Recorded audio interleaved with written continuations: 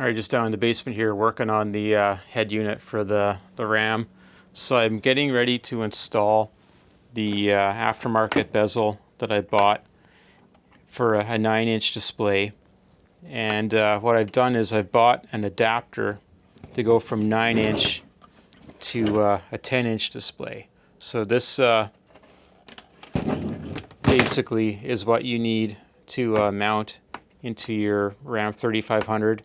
This one has the mid-range and upgraded climate controls. I think that the tradesman has a little bit less control over the temperature. So you can see here, like I don't have the individual zone control, but I do have the up, down, and some other buttons here. Rather than, I think that the tradesman's might have like 3 knobs in them. So to do this whole thing, you need to take apart your dash. So there's other videos that kind of explain how to do this, but I want to kind of just detail how the 9-inch to 10-inch conversion goes. So you will pull this thing out of the dash. There's going to be a bunch of screws, and then you're going to have to, let me turn on the light here, get these knobs out, and then remember that the browse goes on like the passenger side and the volume goes on the driver's side, which should be fairly obvious. And there's going to be 2 parts. These things are a real nuisance to get out, so I don't have any good advice on how to do it, other than you're going to need a couple little flat screwdrivers to get them out. Then you'll need to get these light rings out of the original dash piece as well.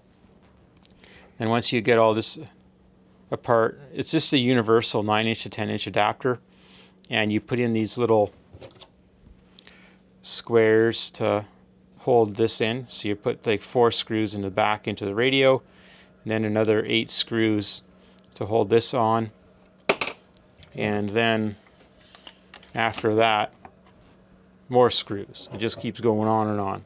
But these little pieces are indexed, and you're just going to line them up on the correct sides. You just got the wire in the way here. But basically, you're going to line them up like such and run more screws in, and you will need to transfer over these orange pieces onto these adapters. So that's most of it that's going to be going on. I went with the 10-inch because it's got the 8-core processor, and it's got pretty good RAM, and it's the fastest one that I've got. I've done a video where I've got 5 of these and I've been playing around with them. I decided to go this route. The volume knobs, so you've got the outer ring that you can spin, and then the button is in the back that you can push. There's a little LED light in there to light things up, and then there's some more lights on the edge for lighting up this illumination ring right here. One complaint that people make is that these buttons get kind of jammed up after you assemble this fascia piece here. So once you start to tighten the screws, do a bit of testing and make sure that there's nothing rubbing. This silver piece can have some imperfections like you can see there, and that will interfere with the button operation. You don't want your truck to get all back together and then have to fix it, because these knobs are super annoying to get out. I wouldn't want to do it more than once. So I'm going to finish assembling the different layers here, and then we will go out to the truck and start putting this together. Got things mounted up here, so I'll go outside in a little bit. So you can see the difference between the original head unit. The whole bezel is basically from here to here is about 10 inches. And so that's the 10-inch display here. And it is sticking out because of the 9-inch to 10-inch adapter. But it's not blocking the vents in a significant way, so that's good. I got all my buttons in, and no issues here. And super annoying to do this, so I recommend, if you're going to put a head unit in your truck, to buy the parts separately so that you know you're going to get a good head unit. You don't have to do this multiple times. So if you have a retailer that sells these, they'll probably have one that they like to sell, and it's not going to have a lot of comebacks because that's not good for anybody if there's a lot of returns, right? So to look inside, I did break the plastic bosses down here, but the radio is held in with 4 screws, so that's going to be okay. I've got a 4G connect antenna I have to hook up. The GPS is here. I've got the standard connector there for the speaker wiring, and then this is like the AV port is the big one. Then the backup camera and the Bluetooth and Wi-Fi antennas are the 10 pin, and 8 pin is the going to be the CAN bus. The 2 pin is the main USB port. If you want to do wired USB, you're going to plug into that. And with the Ram truck, it has an adapter so that the console USB plugs into here. And then the 6 pin is for dual USB. So that's sort of the way this all works. If you were going to change your truck over to a brake controller or a different button system, this is how you would do it. You pull this thing out. There's a screw in the back of the little storage tray that's going to hold you back. So you have to remember to pull that out. Otherwise, it's all just kind of plugged into the truck. And then there's a little tray on the top. If you pull it out, there's going to be a couple screws holding it down there. So I do believe we are now ready to go outside. So I'll go and kind of get this set up initially. I'm going to drive the truck for a bit, make sure I'm happy with it. I do need to change the camera. So the camera that's in the truck is not really going to be compatible with this, but that's okay because they actually give you better cameras with the kits. So I do need to, my truck's already pre-wired to have a aftermarket camera installed in it, but I do need to change the one that's on it so that it works with this head unit here. So I'm going to just kind of leave things partly connected. But like I said, recommend that you kind of piece this together on your own. Buy the correct adapter for your truck, whether it's got the 3 temperature controls or if it has the buttons. And to get that, then you're going to get the simplesoft wiring adapter kit that goes with the truck, and that'll hook up the CAN bus to the radio and interface with the Dodge speaker wiring harness and everything, and get you set up there. And get the 9 to 10 inch adapter if you want that. If you want to get a gigantic display, you'll have to get whatever adapter to go from the 9 inch to whatever screen you've decided to purchase. I think that the 10 inch is fine for what I'm going to be doing. It's already a massive upgrade from this, and it retains all of your special controls for your HVAC that you would possibly lose if you didn't go with a simplesoft system, or if you wanted to spend a fortune, you could get the Maestro system. So I did that with my Honda. I put in a Maestro Kenwood deck, and it costs quite a bit more. I had to source all the parts just like this. Had to find a bezel, had to find the adapter, had to find a couple different wiring harnesses to make it all work. So the only benefit of going with like a Kenwood Maestro system is that they probably have better audio amplifiers. So these ones are probably a bit better on the software side. Then the Kenwood Alpines Pioneers are going to have better hardware. So keep that in mind, but you're going to be saving a lot of money if you go this way. And after testing a few head units, I am okay with the audio quality of this one here. The 8-core 10-inch display is going to be good for me. So we'll go outside and get this thing jammed in. All right, we've entered Siberia. So I got the truck warming up. I'm thankful for my winter check engine light, so my remote start doesn't work. That's fantastic. But so here's what we got for wiring, and you'll hear or notice that the lights dim and flicker. That's the grid heater coming on and off. But basically, I've got a adapter to make the RAM antenna work. That's one adapter that you're going to require. Then there is the 10 pin I had mentioned for the backup camera. This goes to the back of the truck. There will be another backup camera wired in here that's not going to be used. There will be a USB here. I gotta find the adapter for it.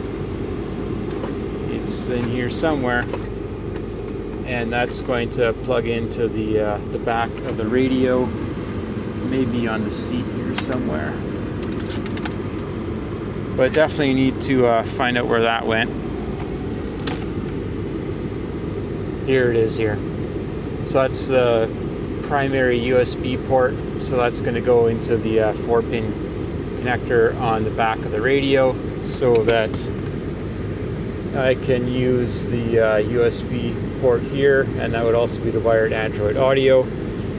That's how I clear codes. So I'm going to try to clear my codes and hopefully get remote start working tomorrow.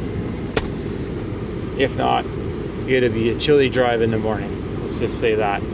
So then the rest of these connectors down below just go into the bottom of this thing here. So I'm just going to turn off the camera. Other than that's the simplesoft device. If you have not gone into the head unit and programmed the CAN bus, I would just power it up using that and go in there and program the CAN bus first before connecting the CAN bus connector, because these two wires here could get kind of goofed up. You'll see that my HVAC is running even though I got like absolutely no controls in the truck. So presumably it just defaults to the last known setting. So like I said, I'm going to get this thing hooked up and chucked back in. Here's the final look with the 10-inch displayed. So there's enough space to get your mitt in here to grab the shifter. You can adjust the HVAC. This one's a little bit harder to reach. Your passenger can manage that. I don't have the Wi-Fi on, so with the Android Auto and Apple CarPlay, they turn off the Wi-Fi, and so I got my phone in my pocket and it's playing audio from that. So that's working. The tune button is working to some extent. It's only going through a few different things. Haven't figured out how that one works yet. Ventilation works. It'll work differently depending on your vehicle. So this is call it an SLT maybe? I don't know what it is, but it's got the climate on both sides are linked together. As you can see, I don't have heated seats, so when I push the button it disappears. If you're on max, we'll wait for that to go away, and you try to turn it up, nothing will show up because you're already on max. It's just ignoring you. You want to turn it down, you can do that. You can see I'm changing the temperature. So high is full blast. You can, anything that's got a button down here, it doesn't respond on here. So keep that in mind. And let's see, we can go into settings. So like I mentioned, you need to set up your correct vehicle.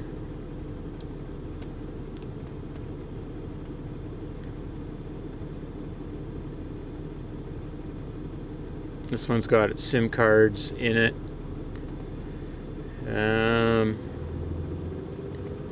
Truck's doing a high idle because it's kind of chilly out.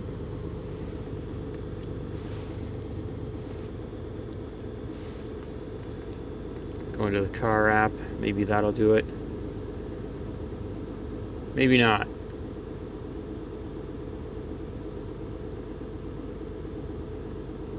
these things are all different. And that can be a bit of a learning curve until you figure it out. So I was playing around with this. I got like my security system in it. I've got my home audio in it. I got my scale on it, my thermostat. The doo-doo launcher, which is a ridiculous name, will give you a better kind of experience. You can actually put your license plate on the vehicle, and it can kind of like multitask. You can have multiple apps all displaying kind of at the same time. But I'm at a loss as to where the unit settings are hiding in here. But I think with the password on this one is either 8888 or it's 123456, or it might be 4 zeros or 6 zeros. You go in there and you can change. Yeah, here we are. So we need to go to factory, and it was all 8s. So you go into car model. So this, I have a simplesoft box in it. There's all these other boxes. I'm not familiar with any of them. I kind of recommend you go with a simplesoft route. You got the Dodge Ram. You pick the year. It's not an 18. They have a different CAN bus. It's this one's a 2015, so I picked 14, and it works fine. You could go through, like maybe you want to do a Honda Civic, and they don't touch 2013 because it's a weird vehicle. So that's the deal with my Honda that's sitting outside there. I had to go the expensive route for that radio. But anyway, you can go in there. That's where you're going to set your CAN bus, and you should be all good to go from there. So the audio works good. My 4-ways still work. The back button does back on here. Screen is mute apparently.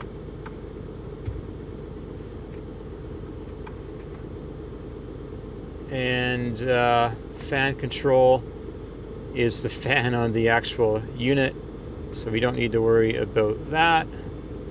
But here we go. This thing is in here. It's sturdy. You could put a Tesla screen and go up to your mirror, I guess, if you want. I don't use my mirror, so I have it tucked up. But yeah, that's sort of the deal. So hopefully you found that useful, and thanks for watching.